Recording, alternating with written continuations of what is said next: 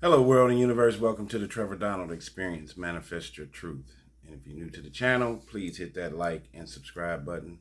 And for my continued followers, I want to say thank you. When I try to bring you interesting stories and sometimes even true crime stories that are affecting our country and sometimes our world. And if you want to continue to support, I appreciate it. And I do have a Cash App at $Trevor Donald 20. That's Cash App $Trevor Donald TREVORDONALD 20. And any support or contributions are much appreciated for this channel. And we got to talk about this shoplifting and looting that's taking place all over our country and definitely in many of our blue states, and this whole defunding of the police and these cashless bail systems and liberal laws that are affecting our cities all throughout our country. And this one is a serial shoplifter. Just when we want to loosen the laws and have cashless bonds and people can get arrested, get out the same day, and come back to court under their own recognizance 30 days later and not show up and repeat the same criminal behavior over and over again, this is what we get. So this is about a serial San Francisco shoplifter who's accused of stealing over $40,000 worth of items from a San Francisco Target. The $40,000 in allegedly stolen merchandise from Target is just one of the many San Francisco shoplifting cases against Miss Aziza Graves, who is not in jail, but instead back in court for hearings that have dragged on for nearly 2.5 years. It was back in November 2021 when we first heard about mind-boggling mass shoplifting allegations against San Francisco woman Aziza Graves, who at that point was accused of 128 counts of theft, 128, for stealing over $40,000 worth of merchandise from the Stonestown Target. She would allegedly go on to do the self-checkout, and this is how she did it. She would go to the self-checkout, pay 1 penny, or pay $1, or pay 1 cent, and just walk off with the rest of the stuff from the self-checkout. Then DA Chessa Bowden wanted her locked up. Chessa Bowden wanted her locked up. That was the DA at the time. But a judge let her go. A judge overrode it. And she was arrested again less than a month later for shoplifting at the Westfield Center. Fast forward now, 2.5 years later, and KGO reports that Graves is still on the streets as her trials inch forward. The KGO I-Team segment above details the length of these criminal proceedings, speaks to the new DA, Brooke Jenkins, about how on earth this notorious serial shoplifting suspect is still free, and even gets some degree of comment out of Graves herself. The segment does push DA Jenkins' narrative that Bowden was too soft on crime, though the supposedly tougher on crime Jenkins is getting the exact same result with Graves' case, meaning this young lady gets arrested and she's getting out the same day. But these days it's somehow all the judge's fault instead of the DA's fault. These are judges who will offer their own plea bargain to defendants over the DA's decision or recommendations. They have the ability to do that, Jenkins told KGO. We're having this happen in a case right now involving a repeat offender of theft. Jenkins was referring to the Graves case. KGO also tried to get a comment from Graves herself, who is apparently homeless, doing one of her more than 24 court appearances. At one point, she appears ready to talk, but it seems her off-screen public defender wisely discourages her from doing this.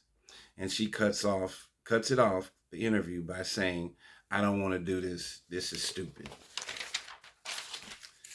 But she did respond to a KGO email request in which she maintained her innocence. But she did so in terms that, well, maybe don't sound like the views of a stable person. She said the machine said payment complete after putting in just 1 cent, Graves reportedly wrote. I had to figure out how the 1 cent could equal 100%.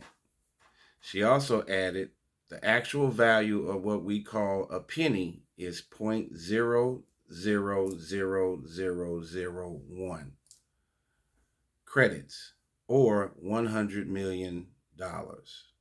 So mental illness is a real issue, and there's something going on inside this young lady's mind, let alone her financial struggles being homeless. But that doesn't give her a reason to shoplift each and every day. The judge in Graves' case, Brenda Conroy, repeatedly offered Graves a plea deal where she could get 138 theft counts reduced to one grand theft charge with a 2-year sentence and credit for time already served. Prosecutors argued this was too lenient. The public defender argued it was too harsh. But that's how attorneys operate. The plea deal was apparently accepted. But that plea deal fell through, according to KGO. Though there's no information on how or why it fell through. And so Graves is back in court again for another hearing, nearly 2.5 years after her initial arrest.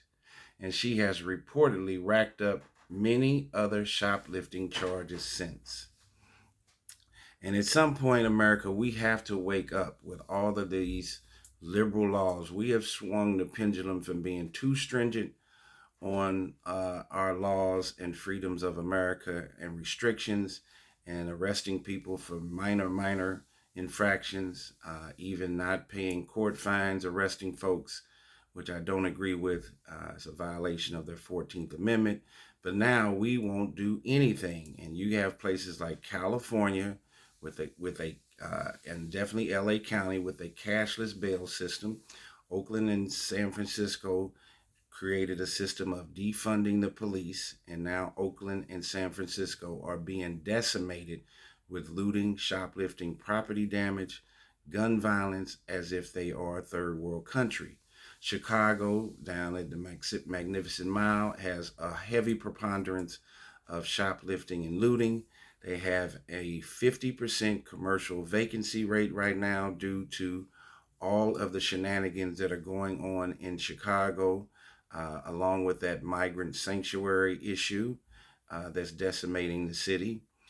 Tourism is heavily being affected because you're seeing and hearing these narratives on national news and social media.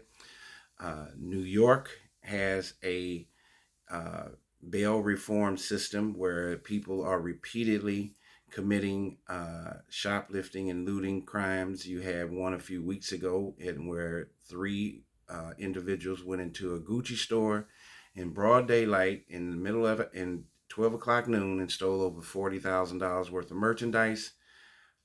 We have created an environment where people can't even go to the mall anymore. How do you think the people that work there feel about all of this shoplifting and looting? There's a public safety issue for your employees, for your security guard, for the other customers that are there. And you're seeing, and I'm seeing, and I hate to say it, being a man of color, that you're seeing a heavy preponderance of people of color that are committing these shoplifting and looting crimes. This lady is a woman of color, Ms. Graves. The robbery that took place in New York, they were people of color. These heavy 30, 40, and 50 people running into these stores and shoplifting and looting and causing all kinds of chaos are people of color. You're not seeing white teens and white folks doing this at this volume. I'm not saying white people don't steal, but there is a heavy preponderance of people of color, and it is destroying our moral and ethical value as a sustainable society here in America. We are having civil unrest, and we are definitely having a public safety issue due to these lackadaisical liberal laws, these cashless bail systems. The state of Illinois has a safety act, which same thing, minor infractions, you don't get arrested, and trying to defund the police, which is not a good idea.